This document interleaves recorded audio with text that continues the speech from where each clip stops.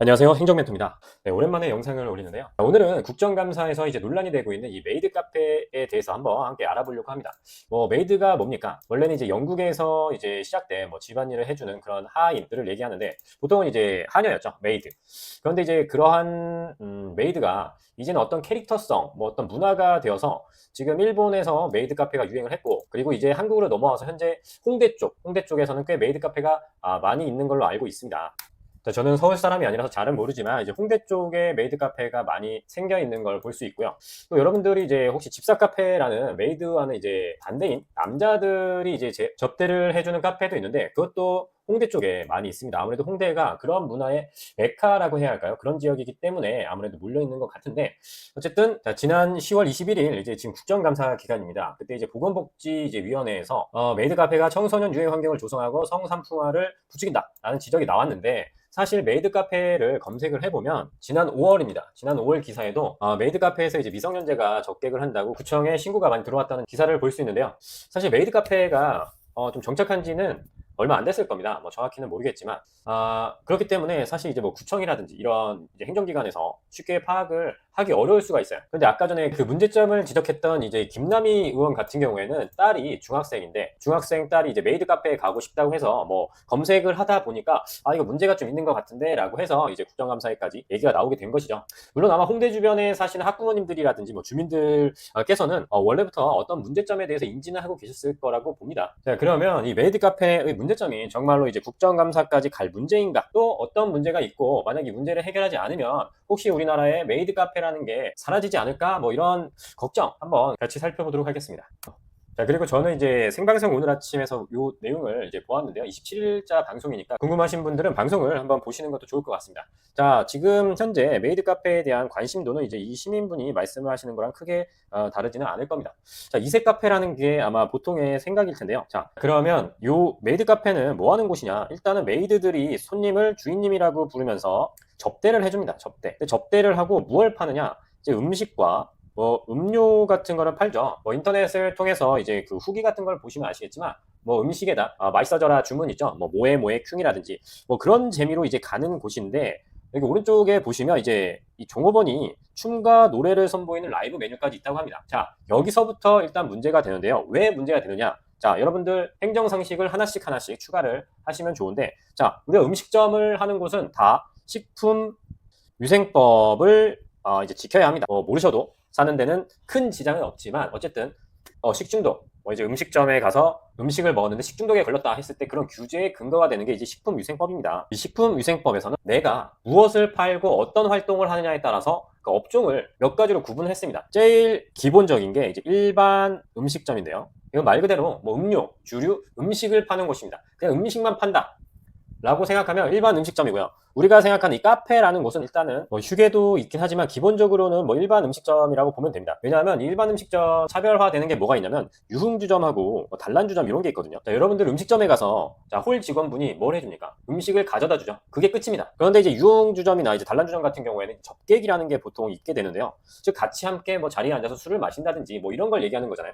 그런데 메이드 카페 후기를 보시면 이런 경우가 있습니다. 이제 손님 옆에서 함께 얘기를 한다든지 이런 접객이 사실상 이루어지고 있는 게 바로 이 메이드 카페라는 것이죠. 사실상 접객을 한다는 점에서 일단은 식품위생법 위반의 소지가 큽니다. 왜냐하면 접객을 할 거면 유흥 이제 종사자도 고용을 해야 하고 업종 자체도 일반 음식점으로 하면 안 되니까요. 이유는 여러 가지가 있죠. 세금이라든지 규제라든지. 실제로 음식점은 신고만 하면 됩니다. 그냥 구청에 신고만 하면 영업을 할 수가 있지만 유흥주점이나 이제 단란주점 같은 경우는 허가 업종에 들어가기 때문에 좀 더 복잡하겠구나 라고 그냥 이해를 하시면 됩니다. 어쨌든 간에 식품위생법 44조 3항에서는 이러한 조항이 있습니다. 딱 보시더라도 저게 딱 걸릴 것 같다라는 이제 조항인데요. 왜냐하면 이제 유흥주점은 이제 그렇게 할 거니까 상관이 없는데 그 외의 이제 업종에서 손님과 함께 술을 마시거나 또는 노래 또는 춤으로 손님의 유흥을 돋우는 접객 행위를 하거나 알선에서는 안 된다고 정확히 적혀 있습니다. 이것은 음식점의 준수사항입니다. 그리고 요거를 어기면 1년 이하의 징역이나 1천만 원 이하의 벌금에 처해질 수 있거든요. 자, 여러분들께서 혹시 메이드 카페를 운영하시는 사장님이라면 고용한 종업원들을 춤과 이제 노래까지 시키고 있다면